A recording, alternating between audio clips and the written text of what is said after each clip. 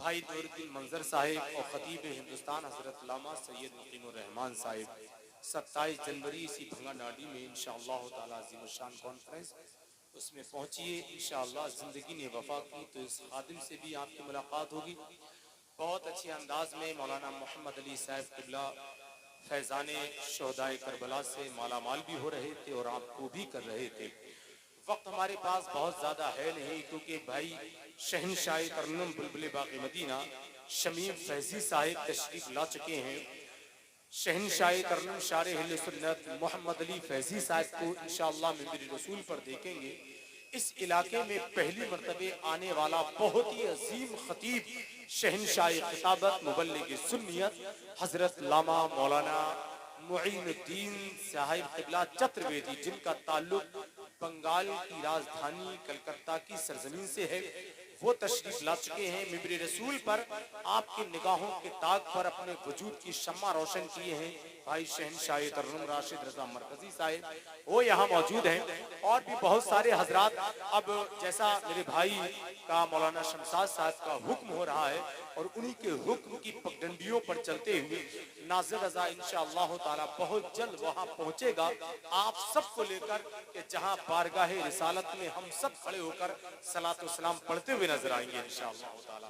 और पूरी कामयाबी के साथ मोहब्बत और एहतराम के साथ बैठे हैं। बड़ी ठहरी हुई और खामोश समाते मेरी निगाहों के सामने है तो मुझे अच्छा भी लग रहा है, तो क्यों ना इस खामोश समातों से थोड़ा सा फायदा उठा लूं, है कि नहीं? एक अच्छा दरिया के किनारे अल्लाह वाला वुजू बना रहा है, देखा बिच्छू डूब रहा है, उसको निकालते हैं। जैसे ही बिच्छू को निकाला बिच्छू ने डंग मार दिया, तकलीफ हुई, किनारे छोड़ दिया। फिर बिच्छू लुढ़क कर दरिया में जाता है, फिर उसको निकालते हैं, फिर वो डंग मारता है, फिर किनारे रखते हैं, फिर वो लुढ़क कर चला जाता है। कई मर्तबा ऐसा हुआ, गुलाम ने कहा, मुरीद ने कहा, मेरे शेख ये बिच्छू है, जरा गौर से सुनना, कहा ये बिच्छू है, इसकी बुरी आदत है डंग मारने की, इसको बार बार क्यों डूबने से बचा रहे हैं? ये कभी अपनी आदत नहीं छोड़ता जो बुरी आदत है डंग मारने की। अल्लाह वाले का जवाब सुनो और मचल जाए। अल्लाह वाला कहता है ये बिच्छू होकर जब अपनी बुरी आदत नहीं छोड़ता तो मैं इंसान होकर अपनी अच्छी आदत कैसे छोड़ दूं? अरे जरा सारे लोग बोल दे सुभान अल्लाह। जिनका ताल्लुक अच्छे खानदान से है वो जरा अपने हाथों को उठाकर बोले सुभान अल्लाह और ऊंची आवाज में बोले या रसूल अल्लाह। अब मेरे तमाम तर कमेटी के भाई इनके हवाले से शेर पढ़ता हूँ। शेर ऐसा है कि याद कर ले, भूल जाए तो नासिर रजा तहसीली को फोन कीजिए, मैं आपको फिर याद दिला दूंगा कि जीतने का हल्का सा अगर इको कम हो जाता तो मुझे पढ़ने में और थोड़ा लुत्फ आता, है नहीं? अच्छा है नहीं? सलमान भाई थोड़ा सा इको कम कर देना। सलमान साउंड हमारा है यहाँ पर माशाअल्लाह, थोड़ा सा इको कम कर देना सलमान भाई। आप ये शोरा हजरात आएंगे फिर आप बढ़ा देना। बस एक शेर मुझे पढ़ना है कि जीतने का ये हुनर भी, शेर सुन ले आप, जीतने का ये हुनर भी आजमाना चाहिए, भाइयों से जंग हो तो हार जाना चाहिए। इतनी देर में तो साउंड का इको कम कर देंगे। जीतने का ये हुनर भी आजमाना चाहिए, भाइयों से जंग हो। हाथ हटा ले, ये अदब के खिलाफ नहीं। माशाअल्लाह, अल्लाह आपको सलामत रखे। जीतने का ये हुनर भी आजमाना चाहिए, भाइयों से जंग हो तो हार जाना चाहिए। भाइयों से जंग हो, एक आदमी तो बोल ही दे सुभान अल्लाह, बहुत काफी है। जीतने का ये हुनर भी आजमाना चाहिए, भाइयों से जंग हो तो हार जाना चाहिए, और ये भी एक तरकीब अपने दर्द को कम करने की है, दूसरों के जख्म पर मरहम लगाना चाहिए।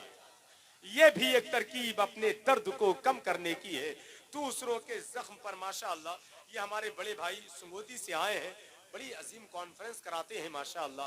अल्लाह आप सबको सलामत रखे।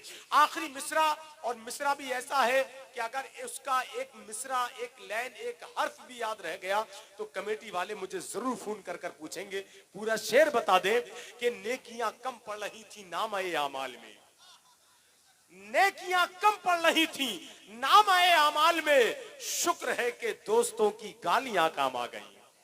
नेकियां कम पड़ रही थी नाम-ए आमाल में, शुक्र है कि दोस्तों की गालियां काम आ गई।